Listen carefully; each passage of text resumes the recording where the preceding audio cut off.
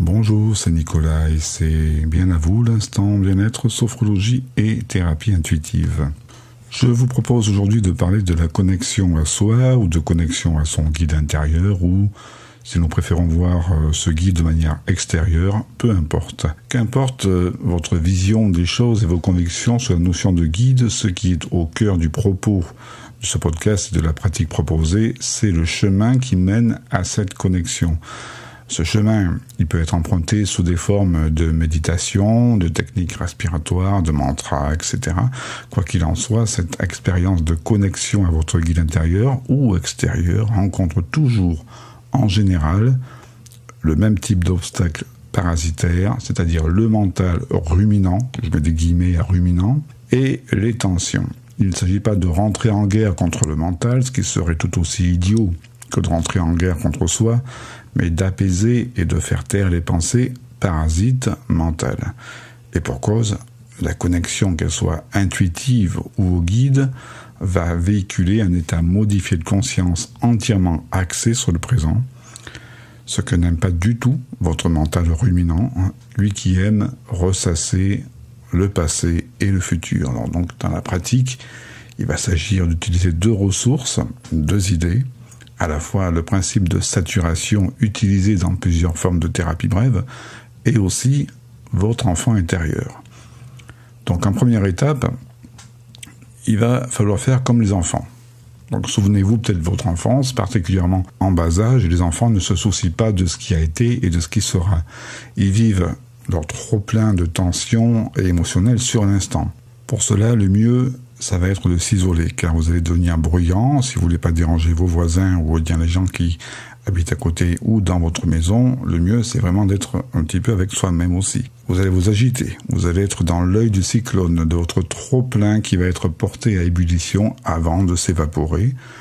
Donc faites du charabia, parlez n'importe comment, dites ce qui vous vient en tête, dites n'importe quoi, ça peut être pensée négative, ça peut être tout et n'importe quoi, tout ce qui envahit votre mental toute la journée parfois de manière incessante.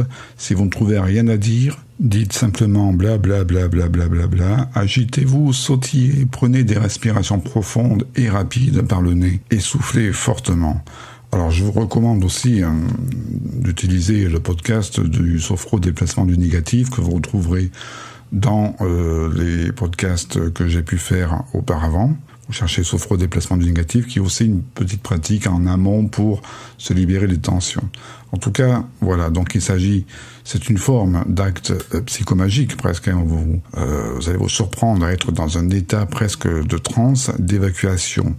Et car il s'agit de dissiper ce brouillard opaque et polluant qui mène à cette connexion. Donc sautiller, et tout est permis. Chanter, pleurer, crier, hurler, murmurer, parler, que votre corps fasse lui aussi ce qu'il veut, sauter, s'allonger, piétiner, s'asseoir.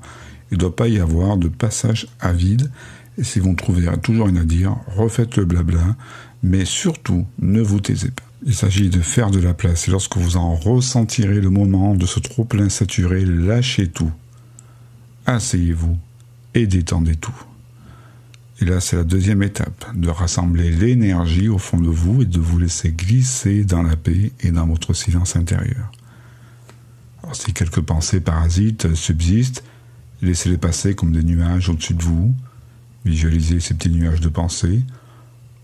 Aussi, portez votre attention sur les silences entre ces pensées, qui deviendront de plus en plus espacés. Il s'agit d'incarner en vous le silence. Il s'agit d'incarner le vide. Et comme on dit, la nature ayant horreur du vide, viendront s'inviter peut-être des images, des mots qui apparaîtront. Il ne s'agit pas de décoder absolument en ce moment ce qui pourrait être un piège mental. Il ne faut surtout pas décoder ce qui va apparaître, mais observer tout cela comme des nuages. Que cela soit votre soi intérieur, votre guide, peu importe, il n'attend que cela, de se connecter à votre centre, à votre cœur, et de vous savoir libéré, dépollué de toute tension mentale, pour être plus attentif à lui. Vivez l'expérience pendant au moins 7 jours de cette pratique.